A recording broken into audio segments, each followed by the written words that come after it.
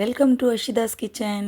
இன்றைக்கி வந்து நம்ம ஒரு 4 வகையான பொரியல் பார்த்துடலாங்க. இப்போ ஃபஸ்ட்டு வந்து பாவக்காய் வந்து ஃப்ரை எப்படி வைக்கிறதுன்னு பார்த்துடலாம்.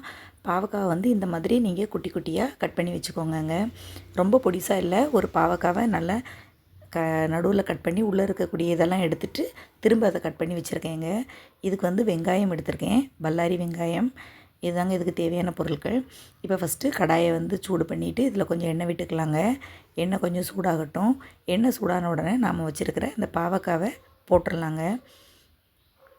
பாவக்காவை போட்டு பாவக்காய் வந்து கொஞ்சம் ஓரளவுக்கு நல்லா வதக்கி விட்டுக்கோங்கங்க.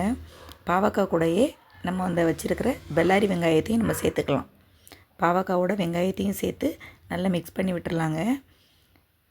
இப்போ ரெண்டுமே சேர்த்து நல்லா வேகட்டுங்க. கொஞ்சம் ஓரளவுக்கு வதக்கி விட்டுட்டு வேக விட்டுறலாம். பாவக்காவை லைட்டாக வதக்கி விட்டுக்கோங்க. லைட்டாக வதங்கட்டுங்க. பாவக்காய் ஓரளவுக்கு கொஞ்சம் அந்த ஆயில்லையே கொஞ்சமாக வதங்கட்டும். பாருங்கள், எல்லா இடத்துலையும் நல்லா ஆயில் எல்லா இடத்துலையும் நல்லா ஸ்ப்ரெட் ஆகிருக்கு. இப்போ கொஞ்சம் நல்லா வதக்கிட்டு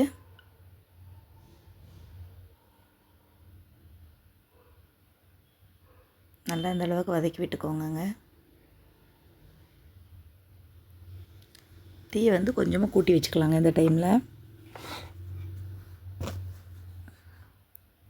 ஆயிலே நல்லா வெந்துடட்டும். இப்போ உப்பு போட்டுக்கலாம்.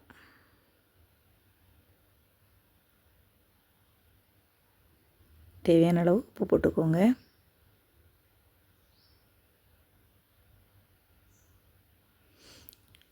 உப்பு போட்டு கொஞ்சமாக வதக்கி விட்டுக்கலாம்.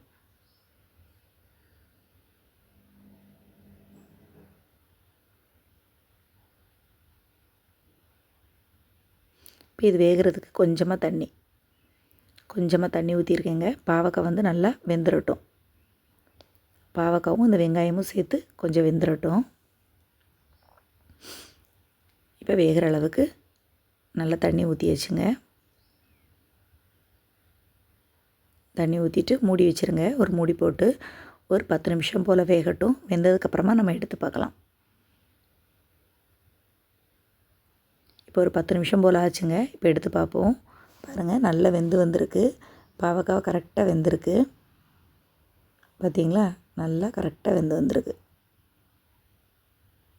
இப்போ நம்ம ஊற்றின எண்ணெய் மட்டும்தாங்க இருக்குது, வேறு எதுவுமே இல்லை. பாருங்கள், தண்ணி கொஞ்சம் கூட இல்லாமல் கரெக்டாக வெந்திருக்கு.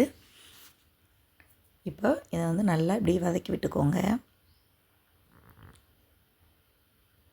பார்த்திங்களா, கொஞ்சம் கூட குழையாமல் கரெக்டாக வெந்திருக்கு.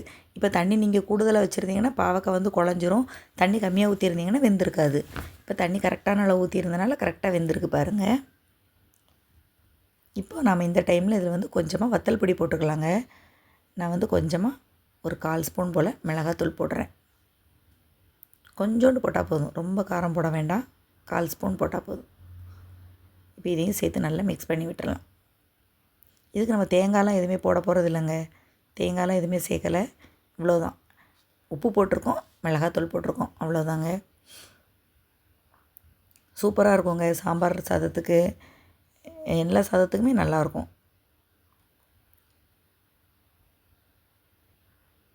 வாரத்துக்கு ஒரு வாட்டி கூட நம்ம பாவக்காய் சேர்க்குறது ரொம்ப நல்லதுங்க. கசப்புத்தன்மை வந்து உடம்புக்கு தேவைம்பாங்க. இந்த மாதிரி நல்லா வதக்கிட்டு ஒரு 2 மினிட்ஸ் மூடி வச்சிடலாம். பாருங்கள், சூப்பராக வெந்துருச்சு. என்ன சூப்பராக வந்திருக்கு பாருங்கங்க. சாப்பிட்றதுக்கு அவ்வளோ டேஸ்ட்டாக இருக்கும்.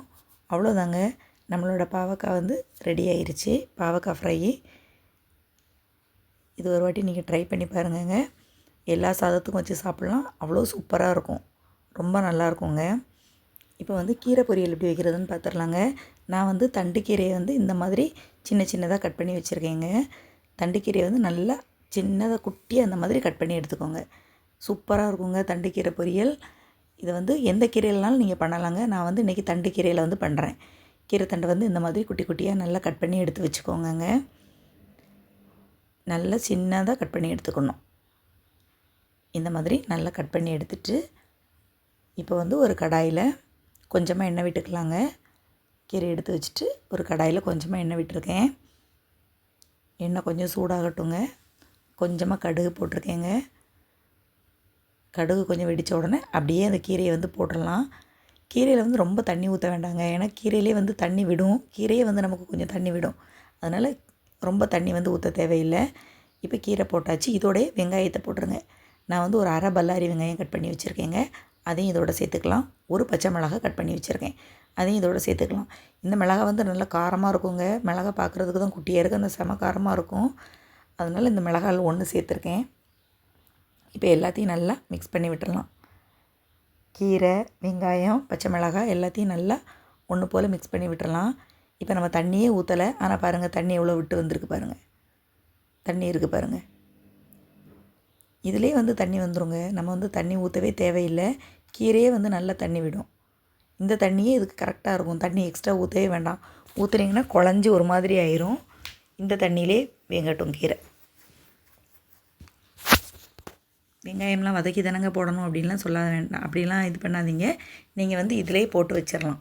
இப்போ உப்பு, தேவையான அளவுக்கு உப்பு. இப்போ எல்லாத்தையும் போட்டு நல்லா மிக்ஸ் பண்ணி மூடி வச்சுருங்கங்க. ஒரு 10 நிமிஷம் வேகட்டும். வெந்ததுக்கப்புறம் எடுத்து பார்க்கலாம் எப்படி இருக்குன்னு. பாருங்கள் 10 நிமிஷம் ஆகிட்டு எவ்வளோ கீரை போட்டிருந்தோம். கீரை எவ்வளோண்டு ஆகிட்டு பாருங்கள். நல்லா சுருங்கிருங்க கீரை வந்து. இப்போ பாருங்கள் கரெக்டாக வெந்திருக்கு. தண்ணி இல்லை பாருங்கள். கொஞ்சம் கூட தண்ணி இல்லை பார்த்தீங்களா. கரெக்டாக இந்த மாதிரி வெந்து வந்திருக்கு. இதில் அங்கங்கே ஒரு சொட்டு தண்ணி இருந்துச்சுன்னா அது கொஞ்சம் இதாகட்டும். அதுக்காக வச்சுருக்கேன். இந்த இங்கே மட்டும் கொஞ்சமாக தண்ணி இருக்குது. அது மட்டும் கொஞ்சம் இதாகட்டும். இப்போ வந்து கரெக்டாக வெந்து வந்துருச்சுங்க. இப்போ நம்ம தேங்காய் போட்டுக்கலாம். நான் வந்து கொஞ்சமாக சின்ன மூடிக்கு அரை மூடி தேங்காய் திருவி வச்சுருக்கேன். அதையும் இதில் போட்டுக்கலாம். போட்டு நல்லா மிக்ஸ் பண்ணி விட்டுருங்க. தேங்காய் தேவைப்படாதவங்க அந்த ஸ்டேஜ்லேயே நீங்கள் எடுத்துருங்க. தேங்காய் போட்டு சாப்பிட்றவங்க இந்த மாதிரி தேங்காய் போட்டு ஒரு 2 மிக்ஸ் பண்ணிக்கோங்க. தேங்காய் போட்ட உடனே இறக்கிட்டோன்னா சீக்கிரமாக ஊசி போயிடும் நமக்கு. இது வந்து கொஞ்சம் 2 வதக்கிட்டு நம்ம வந்து வச்சோன்னா கொஞ்சம் நேரத்துக்கு கீரை வந்து வம்பா போகாதுங்க. அப்படியே இருக்கும். இங்கே பாருங்கள் ஒரு சொட்டு கூட தண்ணி இல்லை. நல்லா கரெக்டாக வந்திருக்கு. நல்லா கரெக்டாக வெந்து வந்திருக்குங்க. அவ்வளோதாங்க, நம்மளோட சூப்பரான கீரை பொரியல் ரெடி ஆயிடுச்சு. இது வந்து நீங்கள் காலையில் வச்சிங்கன்னா ஈவினிங் ஒரு 4 o'clock வரைக்கும் எதுவுமே பண்ணாதுங்க, வம்பா போகாது. பார்த்திங்களா, கீரை சூப்பராக ரெடி ஆகிட்டு வந்திருக்கு. ட்ரை பண்ணி பாருங்கங்க. இதில் சாதம் போட்டு கூட பிசைஞ்சு பிள்ளைங்களுக்கு ஸ்கூலுக்கு கொடுத்து விட்றலாங்க, லஞ்ச் பாக்ஸுக்கு. நல்லாயிருக்கும். ரொம்ப காரம் இருக்காது. பிள்ளைங்க நல்லா விரும்பி சாப்பிடுவாங்கங்க. இதே மாதிரி நீங்கள் எல்லா கீரையிலையுமே நீங்கள் பண்ணலாங்க. பண்ணி ட்ரை பண்ணி பாருங்கள். அவ்வளோதாங்க, நம்மளோட டேஸ்ட்டான கீரை பொரியல் ரெடி ஆயிருச்சுங்க. நெக்ஸ்ட் இப்போ என்ன பார்க்க போகிறோம்னு பார்த்தீங்கன்னா, பீட்ரூட்டை போட்டு ஒரு வதக்கல் பண்ணுறது தாங்க பார்க்க போகிறோம். பீட்ரூட் வதக்கல் எப்படி பண்ணுறதுன்னு பார்த்துடலாங்க. இதுக்கு வந்து தேங்காய் எதுவுமே சேர்க்காம தான் நான் வந்து வச்சுருக்கேன். இதுவும் ரொம்ப சூப்பராக இருக்குங்க. இப்போ ஒரு கடாய் எடுத்து அடுப்பில் வச்சுக்கலாங்க. கடாயில் வந்து கொஞ்சமாக எண்ணெய் விடணும். இது வந்து நல்ல பீட்ரூட் வந்து துருவலில் வச்சு துருவி வச்சுருக்கேன். பார்த்தீங்களா, பீட்ரூட்டை வந்து நல்ல துருவலில் போட்டு நல்லா துருவி எடுத்து வச்சுருக்கேங்க. நல்லா இந்த மாதிரி நல்லா நைஸாக துருவி எடுத்து வச்சுக்கோங்க. கட் பண்ணி போடுறத விட இந்த மாதிரி துருவலாக போட்டோன்னா நமக்கு சீக்கிரமாக வெந்துடும், டக்குன்னு வேலையும் முடிஞ்சிடும். இப்போ இதே இதில் வந்து நீங்கள் சாதம் போட்டு கிளறி கூட பீட்ரூட் ரைஸாக கூட பிள்ளைங்களுக்கு கொடுத்து விடலாங்க. இதை அப்படியே வச்சுட்டு அதில் கொஞ்சமாக சாதம் போட்டு கிளறிட வேண்டியதான். இப்போ பார்த்தீங்கன்னா இதில் வந்து கொஞ்சமாக கடுகு போட்டிருக்கேங்க. கடுகு கொஞ்சம் வெடிக்கட்டும். கடுகு கொஞ்சம் வெடிச்சதுக்கப்புறம் உளுத்தம்பருப்பு ஒரு ஸ்பூன் அளவுக்கு உளுத்தம்பருப்பு போட்டுக்கோங்க. இது வந்து கொஞ்சம் நல்லா வதங்கட்டும். ரொம்ப வந்து இதாகவும் ஆகக்கூடாது. கொஞ்சம் லைட்டாக செவக்க வர்ற அளவுக்கு இதை வந்து வதக்கிக்கோங்க. உளுந்து வந்து ரொம்பையும் கருகிடக்கூடாது, வதங்காமலும் இருக்கக்கூடாது. லைட்டாக செவந்து வரணும். இப்போ பாருங்கள், உளுந்து வந்து லைட்டாக செவந்து வந்திருக்கு பாருங்கள். செவந்து வருதா? கொஞ்சமாக இப்போ தான் செவந்து வருது. இப்போ வந்து நம்ம இதில் பீட்ரூட்டை போட்டுடலாம். நம்ம வச்சுருக்கிற பீட்ரூட்டை இதில் போட்டுடலாம். போட்டுட்டு இதையும் அந்த எண்ணெயோடு சேர்த்து நல்லா மிக்ஸ் பண்ணி விட்டுருங்க. எண்ணெயோடு சேர்த்து நல்லா மிக்ஸ் பண்ணி விட்டுடலாம். பாருங்கள், நல்லா மிக்ஸ் பண்ணியாச்சு. இந்த மாதிரி நல்லா மிக்ஸ் பண்ணி விட்டுக்கோங்க. சூப்பராக மிக்ஸ் ஆகிட்டு பார்த்தீங்களா? இந்த அளவுக்கு நல்லா மிக்ஸ் பண்ணி விட்டுருங்க.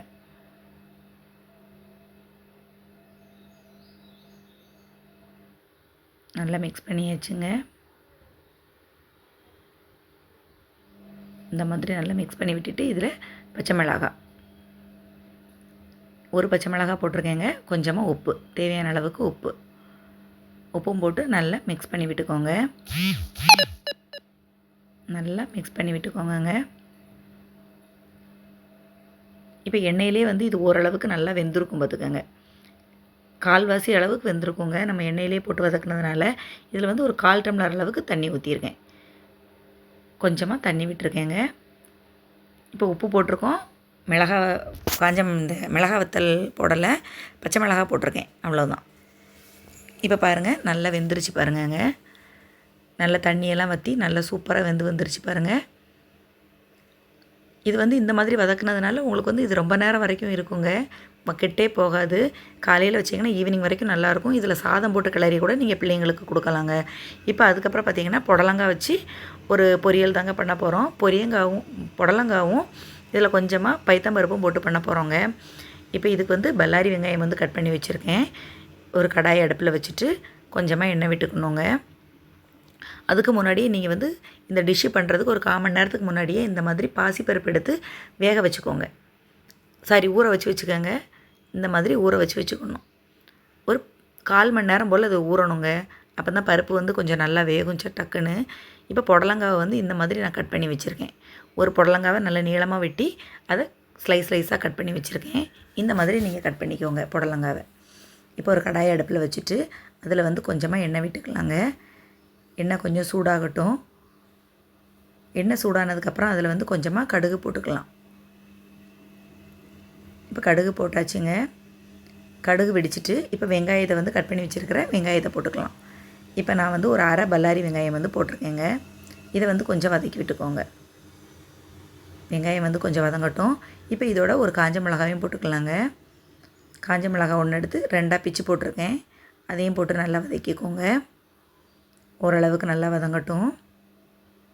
இப்போ பாசிப்பருப்பை போட்டுடலாங்க. நம்ம ஊற வச்சு வச்சுருக்கோம் பாருங்கள் பாசிப்பருப்பு, அதை வந்து இதோட போட்டுக்கலாம். இப்போ கொஞ்சமாக பாசிப்பருப்பு எடுத்து ஊற வச்சு வச்சுருக்கோம் பாருங்கள், அதை வந்து இதில் தட்டிக்கலாம். அதையும் லைட்டாக வறுத்து எடுத்துக்கோங்க. பாசிப்பருப்பையும் லைட்டாக வறுத்துக்கோங்க. இது ஊற வச்ச பாசிப்பருப்பு வறுத்தும் வச்சுருக்கிறதுனால ரொம்ப சீக்கிரம் வெந்துடும். பாசிப்பருப்பை நல்லா வறுத்துட்டு இதோட புடலங்காவை சேர்த்துக்கலாம். கட் பண்ணி வச்சுருக்கிற புடலங்காவை சேர்த்துக்கோங்க. சேர்த்துட்டு அதையும் நல்லா மிக்ஸ் பண்ணி விட்டுருங்க. நல்லா ஒன்று போல் சேர்த்து மிக்ஸ் பண்ணி விட்டுடலாம். இப்போ இதுக்கு தேவையான அளவு உப்பு, கொஞ்சமாக மஞ்சள் தூள், இப்போ கொஞ்சமாக தண்ணி, இது வேகிறதுக்கு கொஞ்சமாக தண்ணி விட்டுட்டு நல்லா சேர்த்து எல்லாத்தையும் மிக்ஸ் பண்ணி விட்டு மூடி வச்சிடலாங்க. நல்லா வேகட்டும். இந்த பாசிப்பருப்பு புடலங்காய் எல்லாம் நமக்கு வந்து ஈக்குவலாக சூப்பராக கரெக்டாக வந்துடும். பருப்பு வந்து எப்படின்னா ரொம்ப குழையாமல் மொட்டாக இருக்குங்க, சாப்பிட்றதுக்கு சூப்பராக இருக்கும். இப்போ ஒரு மூடி போட்டு மூடி வச்சிடலாம். ஒரு 10 நிமிஷம் போல் மூடி வச்சுருவோம். 10 நிமிஷத்துக்கு அப்புறம் எடுத்து பார்ப்போங்க. இங்கே பாருங்கள், பருப்பு வந்து நல்லா வெந்திருக்கு பாருங்கள். வெந்து குழையாமல் மொட்டாக தெரியுது பாருங்கள். பருப்பு, நம்மளோட பருப்பு வந்து தெரியுது, ஆனால் வெந்திருக்கு. இந்த மாதிரி கரெக்டாக இருக்கணும். இப்போ பருப்பு புடலங்காய் எல்லாமே நல்லா ஓரளவு வந்துருச்சுங்க. பாருங்கள், நல்லா வெந்துருச்சு. இப்போ இதுக்கு வந்து இதில் போடுறதுக்கு ஒரு மசாலா வந்து ரெடி பண்ணிக்கலாங்க. என்னென்னு பார்த்தீங்கன்னா, ஒரு பச்சை மிளகாய், அதுக்கப்புறம் கொஞ்சமாக ஜீரகம், அப்புறமா ஒரு 5-6 பல்லு போல் தேங்காய் சில்லு எடுத்திருக்கேன். இதை வந்து மிக்சியில் கொரப்பாக அரைச்சி எடுத்துக்கலாங்க. ரொம்ப அரைக்காமல் மிக்சியில் கொரப்பாக அரைச்சி எடுத்துக்கலாம். அரைச்சி எடுத்ததையும் இதோட சேர்த்துக்கலாம். அவ்வளோதாங்க. இப்போ மிக்ஸ் பண்ணி விட்டுருங்க. எல்லாத்தையும் நல்லா இந்த மாதிரி மிக்ஸ் பண்ணி விட்டுருங்க. அவ்வளோதாங்க. இப்போ இதில் வந்து கொஞ்சமாக கருவேப்பிலை போட்டு எண்ணெய் மட்டும் கொஞ்சமாக ஊற்றணுங்க. கருவேப்பிலை போட்டுக்கோங்க. கருவேப்பிலை போட்டு நல்லா மிக்ஸ் பண்ணி விட்டுருங்க. லாஸ்ட்டாக கருவேப்பிலை போட்டால் அதோட ஸ்மெல் வந்து சூப்பராக இருக்குங்க. கொஞ்சமாக தேங்காய் எண்ணெய் விட்டுக்கோங்க மேலே. சூப்பராக இருக்கும். இந்த புடலங்காவை நீங்கள் ட்ரை பண்ணி பாருங்கள், ரொம்ப நல்லாயிருக்குங்க. வத்த குழம்புக்கு கூட சூப்பராக இருக்கும். இது வத்த குழம்பு, மிளகு குழம்பு இதெல்லாம் வச்சுருந்தீங்கன்னா கூட இது சூப்பராக இருக்கும். எல்லா சாதத்துக்குமே சாப்பிட்டுக்கலாம், டேஸ்ட்டாக இருக்கும். பார்த்திங்களா, புடலங்காய் வந்து எவ்வளோ சூப்பராக வெந்திருக்குன்னு. அவ்வளோதாங்க, நம்மளோட டேஸ்ட்டான புடலங்காவும் ரெடி ஆயிடுச்சு. இதையும் ட்ரை பண்ணி பாருங்கள் ஃப்ரெண்ட்ஸ், மறக்காமல் கண்டிப்பாக ட்ரை பண்ணுங்கள். இப்போ அடுத்து பார்த்திங்கன்னா நான் வந்து இந்த அவரைக்காய் வச்சு பொரியல் வச்சுருக்கேங்க. அவரைக்காய் பொரியல் எப்படின்னு பார்த்தீங்கன்னா இதுவும் ரொம்ப சூப்பராக இருக்குங்க. அது அரைச்சி போட்டு வைக்கிறது தான். ஒரு கடாய் அடுப்பில் வச்சுட்டு கொஞ்சமாக எண்ணெய் விட்டுக்கலாங்க. எண்ணெய் கொஞ்சம் சூடானதுக்கப்புறமா அதில் வந்து கொஞ்சமாக கடுகு உளுந்தம் பருப்பு போட்டுக்கோங்க. கடுகு வெடித்ததுக்கப்புறம் வெங்காயம் போட்டுக்கலாங்க. வெங்காயம் போட்டு நல்லா வதக்கிக்கோங்க. அவரைக்காவை குட்டி குட்டியாக கட் பண்ணி வச்சுக்கோங்கங்க. நல்லா இந்த மாதிரி ஸ்லைசஸாக கட் பண்ணி எடுத்துக்கோங்க. இப்போ அதையும் போட்டுக்கலாம் நாம. போட்டுட்டு நல்லா வதக்கி எடுத்துக்கோங்க. அவ்வளோதாங்க, ஓரளவுக்கு நல்லா வதங்கிருச்சு. இப்போ இது வந்து தண்ணி ஊற்றி நம்ம வேக வச்சிடலாம். இப்போ இந்த அளவுக்கு எண்ணெயில் வதக்கியிருக்கோம். உப்பு போட்டுக்கோங்க தேவையான அளவுக்கு. மஞ்சள் தூள் கொஞ்சமாக போட்டுக்கோங்க. போட்டுட்டு கொஞ்சமாக வதக்கி விட்டுருங்க. வதக்கி விட்டுட்டு இந்த அளவுக்கு வதங்கியிருக்கு.